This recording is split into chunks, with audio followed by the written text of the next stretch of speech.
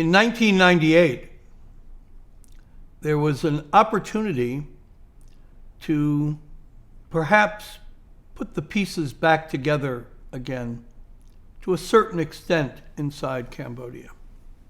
There was going to be another election for the parliament, the National Assembly, an election that would determine who's going to be the next prime minister. And while it wouldn't be conducted by the UN, there would be a lot of international supervisors and a lot of pressure to hold a genuinely open election, and a lot of monitors to report on whether it in fact was a legitimate election. Prince Ranariddh, unable to come back into the country for a long time. So if he's not there, if Sam Rainsy, they're not able to participate. And there are meetings of the international community, including with King Sihanouk, about, can't we have a structure? Can't you, Your Majesty, play a role? Can we lean on the Cambodian People's Party, which is in effect sort of operating as a one-party government, to let these other royalists come back and stand for election again? So there was a long session at the royal palace with the king, trying to figure out what could be done, what assurances could be made.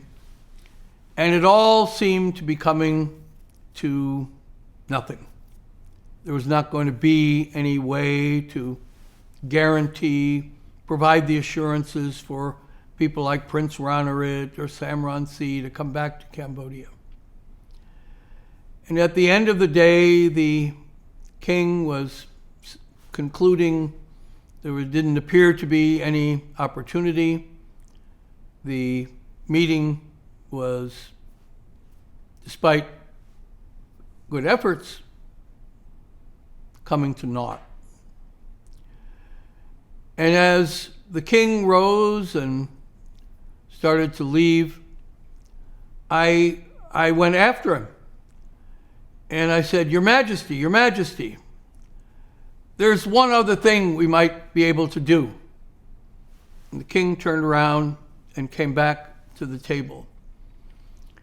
And I said, if Your Majesty would provide your personal guarantees for the safety of Prince Ranariddh, and you were to allow him to live here at the royal palace under your protection, that could be a way to allow him to feel that he can come back into the country, come in safely, and campaign and be part of this election. And I had gone to the Cambodian People's Party and had urged them to provide this opportunity to allow the political opposition to come back and contest the election. And they accepted and said, yes, we'll do that. And as a result, then, of my initiative, the word went to Prince Ranariddh, and he was convinced that he would come back. And he flies in to Phnom-Penh, returning after all of this unsettled, all of this violence, all of this conflict. And there's going to be an election. Congressman Steve Solars, the late congressman from Brooklyn, who had a very intense interest in Cambodia, came there and held meetings and wanted to show protective interest in Prince Ranariddh. And he went to meet then with Sam Rainsy, who is part of Ranariddh's party, and encourages him to run with Ranariddh, to merge their efforts, because Rainsy has now started his own political offshoot because he wants to be prime minister too.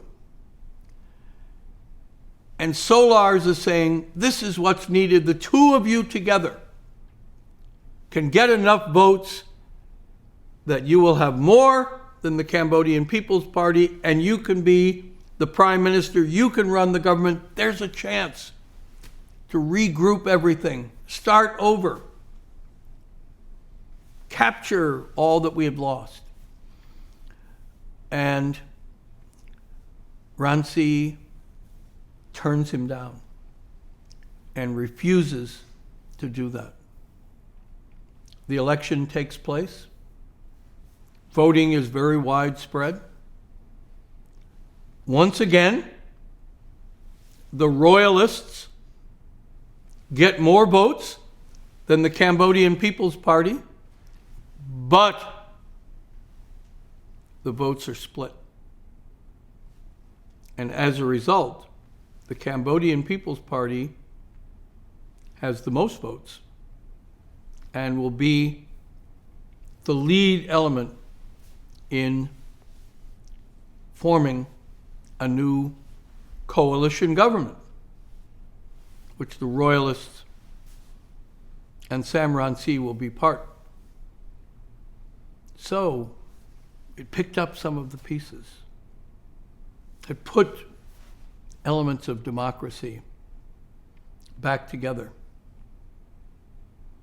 But worried about what would happen, Sam Rainsy goes to the Ministry of the Interior and pushes his way in at night and said, I'm here to protect the ballots. I don't want there to be any false counting. And suddenly there's shooting and violence. And it's 10, 11 o'clock at night. My phone rings. And it's Rainsy's wife, her name is Chalung Samora, calling me. And she said, Rainsy is about to be killed. He's at the Ministry of the Interior. Police have him with guns. They're going to execute him. And I'm on the phone.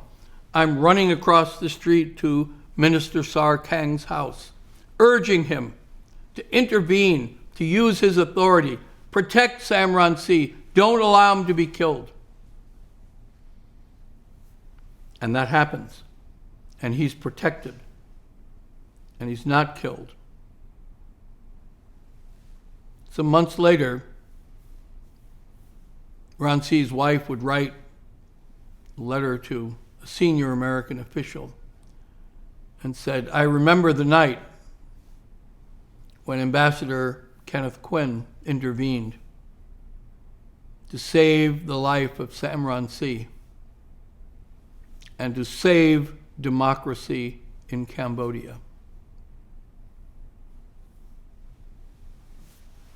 It was very rewarding to have someone who was pressing for democratic achievements to write and say that about me.